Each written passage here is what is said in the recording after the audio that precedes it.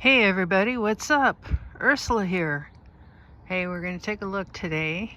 It's Monday and it's slightly rainy out, but we're going to take a look at what's come up. Our daffodils are going strong. Looks like round the corner here we got a little bit of rhubarb coming up. These are the squills. This is something's been eating my irises. This is one of the few because it's hiding behind a water butt. This is irises. I've got some more over there, and there used to be some right under this tree, but I don't think they're there anymore. We had a really horrible drought last year. So that's here. Let's go take a look at what else is coming up.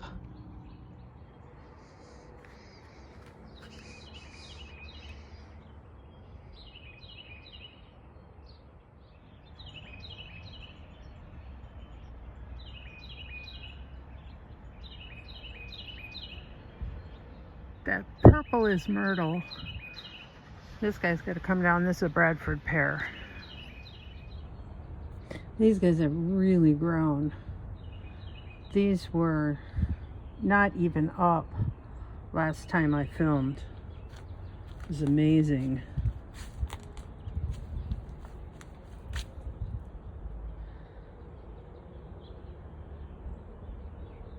The blue or purple Viking potatoes like to come up early. They're an early potato. Okay, these are the cinder block beds. This is bed number 1. I've basically got a 2 foot by 2 foot square here going on. And this is just my overflow onions in here. They might survive, they might not. I thought I had planted all of them and I guess I was wrong. So I put some in here. This is supposed to be a carrot and parsnip bed this year. We'll see. We'll see. I'm going to try and plant carrots between the rows, and some of these may not survive. Looks like one got dug up already. Oh, for goodness sakes.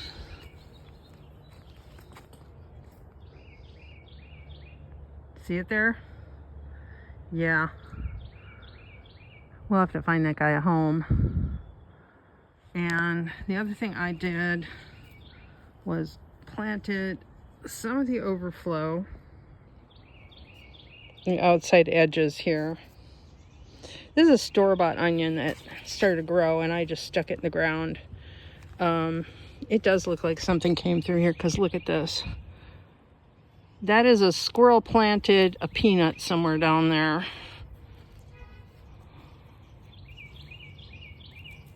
Oh, for goodness sake, those squirrels. This is bed number 2. Strawberries have been left alone.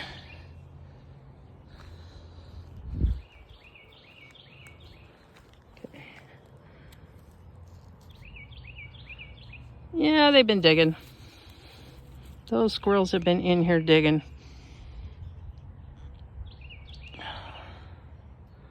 I didn't have the fence up immediately here when I put these onions in, so it's possible the squirrel is now kept out, but they you know, I lost one onion there. I'll have to find a home for that. The rest of the onions are over here. They seem to be okay. You see the strawberries on the outside edge.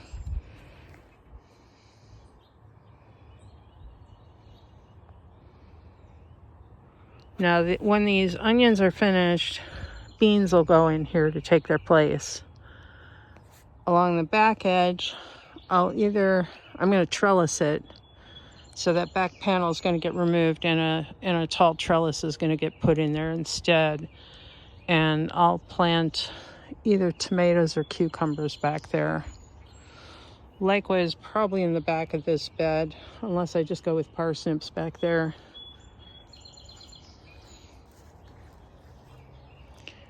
This is bed number 3. And the strawberries survived the winter just fine. And you can see I've got a lot on top of them to keep the deer from reaching over and taking a snack. I've also got comfrey in here, and there's not a whole lot I can do about that. It's decided this is where it wants to be this year. It moves around, amazingly enough. It isn't like invasive takes over everything. It's more like, we're done growing here, we're going to grow over there now. And you kind of don't know where. So that's kind of cool in its own way. Some of it has moved in over here, and that's fine because there's not a lot of grow here. This is shade. This is shade. This area here is where I wanted it to begin with, and instead I've got crabgrass now. I could live without the crabgrass. Oh, here's another thing that's up. This is lemon balm. But in this patch of lemon balm shooting up here, this is a horseradish. And that is a weed. So I've got my work cut out for me. You can see that. Let's go take a look at some other places, and I'll show you where the deer have actually been. Okay, these are tulips. You can see that edge has been totally chewed off like that. And there was another one back here. And that's even got raspberries with thorns growing right above it, and it's still got chewed up pretty good. So hopefully the rest of these will get left alone. Be nice to actually have tulips this year. Now, hiding in the back, behind those, see if I can, another daffodil.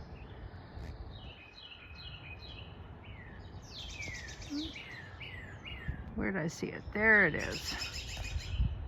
Let's see if I can get over there. Okay, this multi-leaved thing right here, that's sweet woodruff. That I intentionally planted. I got seed years and years ago and planted it, and it likes woody areas. It was something I was looking for to put under trees, that it will spread and be a ground cover, but yet at the same time, if I want to remove it, it's easy to pull up and it doesn't spread quite like some of the invasives. So we've got the sweet woodruff. Let's go take a look in the front what's up. This is my favorite. This is bloodroot. It's a native plant to Appalachia. It had many indigenous uses.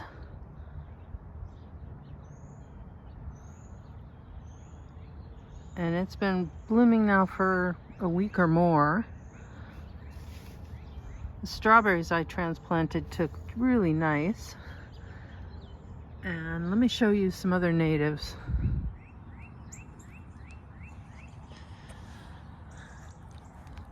These are hellebores. They're just finishing up. It's cloudy today, so they're not as perky as they were just the other day. But those are a native species. And a few other things that were really nice to see.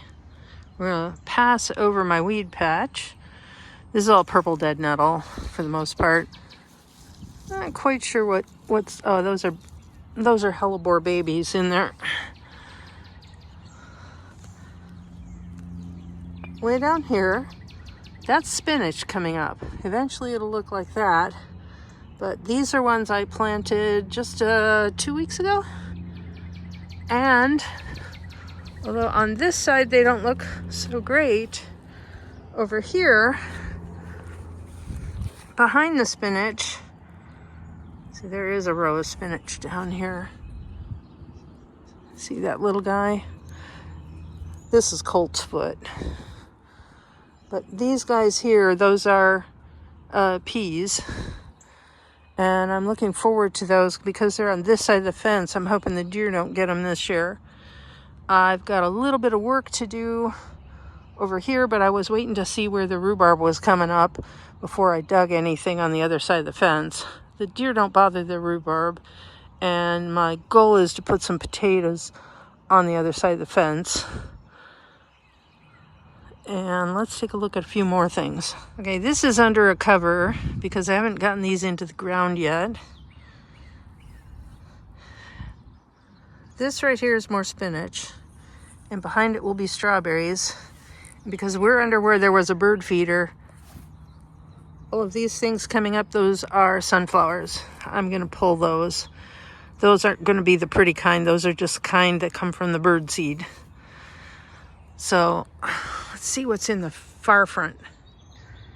Well, I planted a row of poppies in here, but they didn't come up yet, or if they are, they're really tiny yet. There are some weeds in here.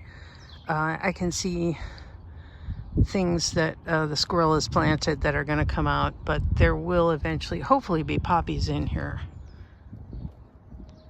This is columbine. It's not in bloom yet, but it will be soon. It's usually one of the first flowers after crocuses and snowdrops.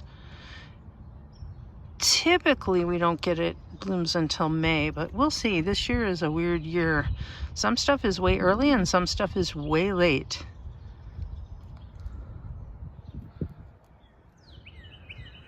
This is a patch I have to do some cleanup work on. This did not die at all over winter.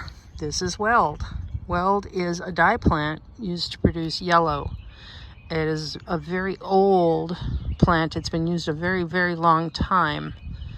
Hiding behind that, coming up, is St. John's wort. You see the remnants of the crocuses. They've just finished. Looks like the lavender survived, although it could use a cutting. There's just way too much in here. Yarrow decided to come up behind all of this, and I can see more. St. John's wort. Looks like weld reseeded behind my juniper bush. That could be interesting. The goal is to actually get all these plants in a line along the walkway, because up here what they do is they shoot up a long stalk and they attack passers-by. And we are near a park, so we get a lot of dog walkers. We have the sedum is up. This lavender survived. More crocuses dying back. We did find that the deer had tried to eat the crocus leaves and pulled a whole bunch up, and I found those on the sidewalk and replanted them. I have a lot of cleanup work to do yet here and up there. That patch was all snowdrops. That was last month. The neighbor's tree is looking really spiffy.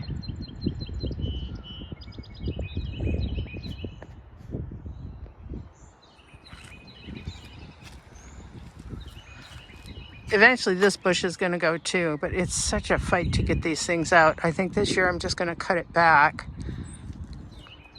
There's some blue fescue. And this pile of clay and rock that I dug up when I dug up the other bush, that's going to get moved and poured down the groundhog hole that I have in the back by the garage. But I have to wait until that tree gets dropped first. Underneath all of this, there was some Dyer's coreopsis, and I don't know if it's going to come back because of this rock pile on it. But it's early yet, so let's go take a look at the other side.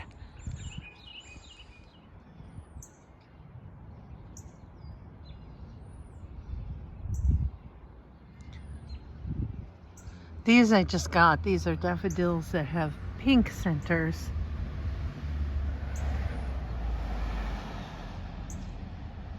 I'm very pleased with those. I wasn't sure where I put them because we have so many daffodils. Daffodils are the one thing that the deer don't eat. Okay. That was a blue jay saying hi.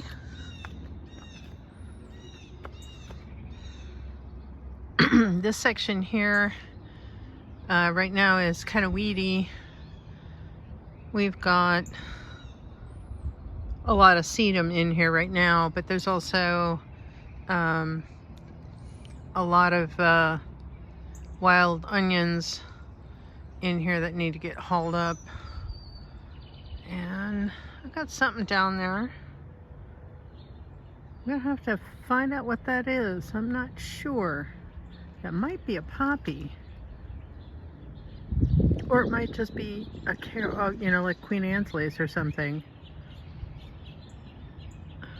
This guy here, right in the center. And then I've got some of my tulips caged because as we walk along the sidewalk, as far as the deer are concerned, anything here is a smorgasbord. So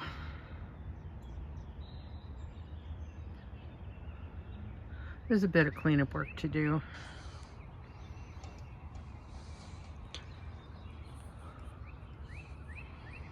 Lavender survived. I'm happy about that. They don't always in this area for some reason, because this is on the western edge here. The lavender gets frosted out. There's more sedum. You can see how the weather hit the this is Santolina. You can see how it got hit. Excuse me. Thyme. One of these is an orange thyme. The other one is a wild thyme. And a lemon thyme that I had up here died out. I've had it a long time. Yeah, I know. No pun intended. Another tulip that I've got. We're going to take a look here. These are dwarf daffodils that I got from Cliffside Permaculture. And this is a quince. It's not quite blooming yet, but it will soon. This is more soil I picked up to top things off. The asparagus patch needs to be cut back. I am way behind on this.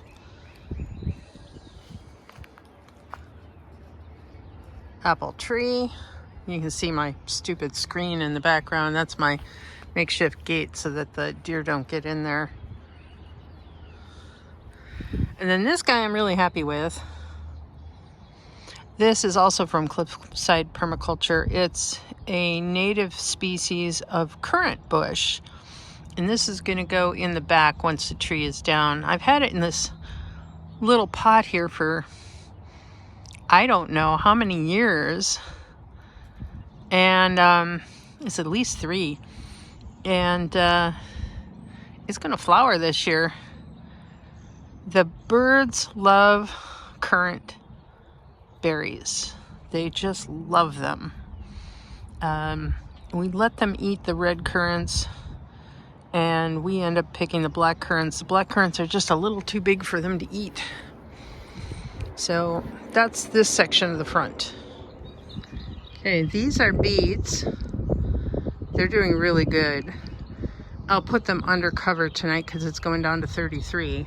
But they're going to get planted, and then they'll get a cover like the strawberries have.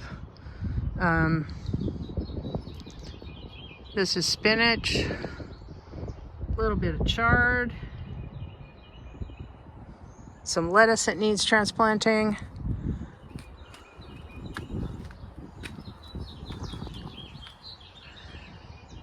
Back one is leeks, the front one is onions.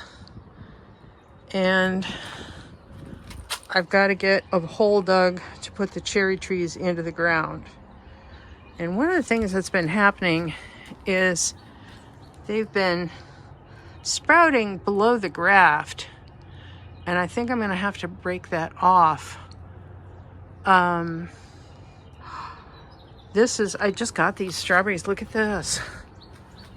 Look at this. One of them is already flowering. Oh my God. Wow.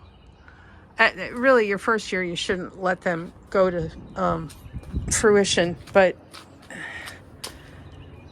I might let it just cause. I got more onions. These are Napa cabbages. They need to go in the ground very, very soon. And some more spinach. These are excess strawberries that are going to a friend. And these are strawberries that may or may not survive. We're not sure. Chard. Every year I plant carrots in a pot just 'cause. I had a groundhog last year. My neighbor did something really wonderful. He trapped it. This is celery. More spinach. I think that was supposed to be a strawberry, but that is weed. And then these are leeks.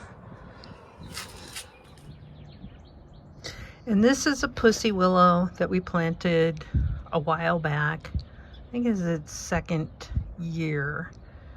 And we just started it in water. It came from the store.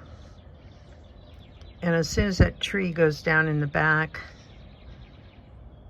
and gets ground up, then I will find a spot for it somewhere back there that it gets a lot of water, because this needs water, a lot of water. But I'm very pleased it survived this long in a pot. And I think that's it for today.